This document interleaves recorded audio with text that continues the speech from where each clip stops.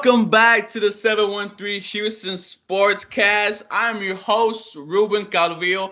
I'm with my boys, right? I'm with Mr. Ricardo. I'm with other Texans YouTuber, Cody. And y'all already know who he is, rapper, motivational speaker. His girlfriend let him do a video today. Kenneth the Messenger. This guy here. What's up, everybody? All right, guys. So before we start this, if you guys want to come on the show, y'all hit me up on Twitter. A lot of y'all did already. I have 4 guys who we're going to be doing some videos with pretty soon. But, just keep messaging me and we should do something. Today's a special video, guys. Today, each one of us is going to have a draft pick. Each one of us is going to, and it's going to be like realistic, like we're not just going to go Chase Young and then all these guys. No. Houston Texans, we had the 40th pick, and we're going to start from there, from the second round to the 7th round. So without further ado, with the 40th pick in the 2020 draft, the Houston Texans select Terrell Lewis, edge rusher out of Alabama. Guys, this one was very hard for me because y'all know how much I love T. Higgins.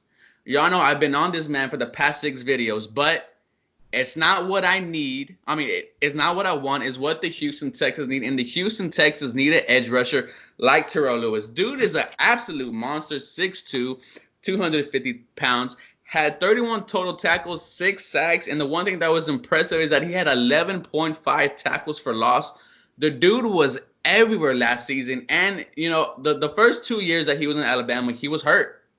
And, this year he really played a full season. And, if he played before, he would be a top 10 pick. This dude has so much potential. Off the edge is something that we need because I love Jacob Martin. I love Whitney Merciless. But Terrell Lewis, he brings that speed. He brings that nasty. The dude is a prototype.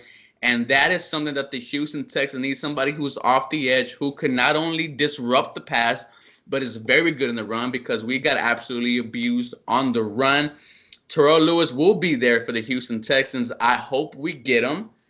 Now, for the next pick, Mr. Mr. Kenneth. With the 57th pick, the Houston Texans should select Van Jefferson, receiver out of Florida. The guys, I'm not going to say he can be the hot replacement, but I feel like maybe he could be a good production at the receiver position. He's 6'2". He weighed 196, maybe need to get a little bit more weight on him. But his stats from Florida, he had not big stats, but of course Florida, their quarterback play not that good. But he had 49 receptions. Also, 49 receptions, 657 yards, 6 touchdowns. And what I like about this dude is his route running ability. He also has speed and his route running ability, and he can catch. But got to be 6'2" that can run routes and be able to catch is very, very big in the NFL. Like, if you can do all those things, you can be successful in the NFL. So I feel like they should select him because, of course, I feel like T. Higgins and all the other receivers that I wanted will be gone. I feel like he'll be available at the 57th pick. Ricardo. With the 90th pick of the NFL draft, my Houston Texans select Darnell Holmes, corner from UCLA. Now, why him is because he's a cornerback. We need some quarterback depth for right now. He's 5'10", 192 pounds. NFL gave him a grade of 6, even 6. His 40, he ran a 4.4. And his college stat, in 3 years, he had 121 tackles, 8 interceptions, 20 pass breaks, and 2 pick six. I think that's pretty good. For his strengths, I saw that he's fast, he's aggressive, he has decent ball skills, could improve there. High motor, smooth back pedal, so he can keep up with the right receivers. He likes good tackle. He's good in man coverage, struggles a lot in zone coverage. With a wide receiver that knows how to run routes, can spin them around and lose them quick. So he got to improve that. Also, he's good at kick return. He has 1 kick return for 93 yards. His best film is versus Utah in 2019. By the way the game is moving right now, where we have 5 fast wide receivers that we need somebody that can keep up with them. I could see him being a starter in 2 years, but for right now, coming in, he'll probably be at worst the third guy on the depth chart of cornerbacks. Now, with the 111th pick in the 2020 draft, you guys are going to like this one. The Houston Texans draft Zach Moss, running back. I had to add a running back on this list. Cody, I know you're very hesitant about him, but Zach Moss is an absolute beast. Zach Moss can easily become one of the best running backs to come out of this draft. He ran a 4.6. In college, in his senior, he had 1,400 yards, 15 touchdowns. The man averaged 6 yards a carry. He could also catch the ball, something we love. He had 28 catches for 388 yards with 2 touchdowns. His longest run this season was 91 yards. His longest catch was 69. So dude was an absolute playmaker for his team. And it doesn't give that much pressure to David Johnson. David Johnson is going to come in and be the day one starter. It will be totally different if we drafted somebody like Jonathan Taylor, because he knows that is a running back in waiting. The best thing about Zach Moss is he could easily just overtake David Johnson. He's fast. He's quick. On the field, he looks like he's running absolute slow, but the dude is just so fast. He's going to be there in that 4th round. I don't know how these running backs are falling, but Zach Moss, a lot of people, they don't know where he's going to go. They have him going from the 1st round. They have him dropping all the way back to the 4th round. But if he's there for the Houston Texans, Zach Moss will be an excellent, excellent addition to this Houston Texans team. If you're not going to have very good wide receivers, your running backs need to be damn good. And I think a trio of David Johnson, Zach Moss, and Duke Johnson would absolutely be deadly. And it just excites me for the opportunity, to have a player like Zach Moss. So, Cody. All right, with the 171st pick in the NFL draft, I have the Texans taking James Lynch, defensive lineman out of Baylor University. James Lynch, he's not a guy that's going to blow you out of the water in terms of testing numbers. He's not the most athletic guy, but he will give you his all every down. Motor isn't his problem. So his stats real quick. He had 41 total tackles last year, 19.5 tackles for loss, 14 sacks, 5 passes defended, and 3 forced fumbles with 2 recoveries. Now, James Lynch was actually – they have him listed as defensive tackle here, he would be best in our scheme on the inside. He actually played edge last year in a 3-3-5 system. For everyone who might not know the technical terms, you're essentially running a 4-3, 4 down linemen, 3 off-ball linebackers playing in coverage, and then you're plucking one of those defensive tackles out and adding a safety. So you're essentially having 3 guys go up against 5 offensive linemen every single down, and this dude dominated. Consensus All-American, dominated the edge. And, like I said earlier, the versatility part. Us Texans love the versatility on every player we can get, right?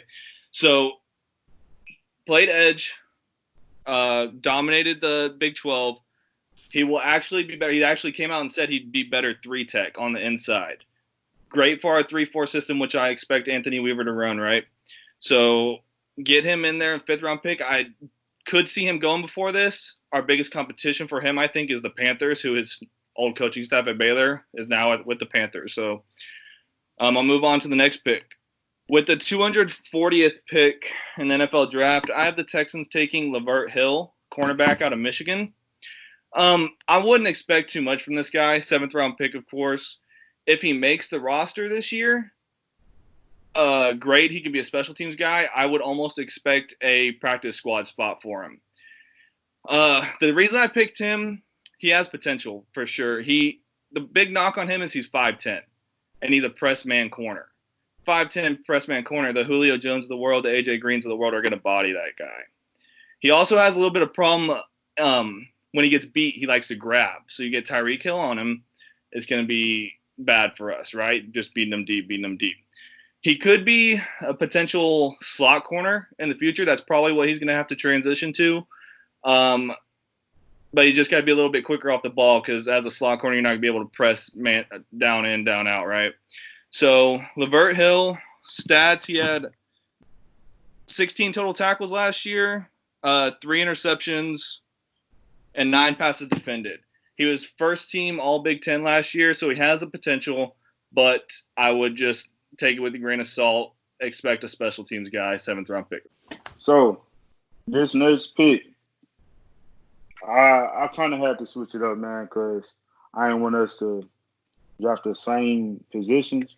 So I want to switch it up. Hopefully this happens. I don't know if this will happen, but I would like to take D tackle, as we already talked about, Jordan Elliott. I think it's possible he can fall because he don't have hype on his name. But like I said, I think we should take a D tackle and in the end of the draft, the 7th round, because we need somebody to replace DJ Reader, of course. And I really feel like we need some big bodies on that front seven. Brandon Dunn, not so much of a big guy. You know, he a decent sized guy, but like I said, we need somebody to replace DJ Reader because he was very big, explosive, and you know what I'm saying. He's great at the run, so we need a good run stopper. And so yeah, I feel like we should take that guy right there. And to finish it off, Mr. Ricardo. For the 250th pick of the NFL draft, the Houston Texans select Charlie Heck, offensive tackle from North Carolina. This dude is huge. He is 6'8", 311 pounds. NFL graded him 5.9. He had 5.6 on his 40-yard dash. As a true freshman, he played 8 games. As a sophomore, he played 11 out of 12. As a junior, he played all games as a right tackle, and as a senior, he moved to left tackle. He played every game. He's the son of Chiefs offensive coach lineman Andy Heck. His strengths is, the Texans came out there that they're looking for a swing tackle on the budget. That's him. He's a swing tackle. He has long arms, loose hips. If a defensive player beats him, he recovers well. Good run blocker, not so much in the pass. I think that's his biggest weakness. Is his pass. Very fluid, athletic, agility. He has great agility. If he loses, what is it? Oh, he has enough speed. He's not that fast, but he has enough speed to go hit and meet a moving target. Like if a defender's coming towards a quarterback and he sees him, he has enough speed to go and meet him to prevent from catching hitting the quarterback. Another weakness of his though is his hands. He's not that fast in his hands. That's where I think that's why he dropped so low to the 7th pick in the 7th round. At the end, I see his career being a good backup for this Texans offensive line, or just put him on the run plays because that's where his strength is on the run block. Passing, not so much. Thank you guys for watching. That mock draft was very fun. My friend Cody, he has a YouTube channel. I'm going to drop the link, guys. Thank y'all so much for watching. As always, go Texans. Y'all guys have a blessed day.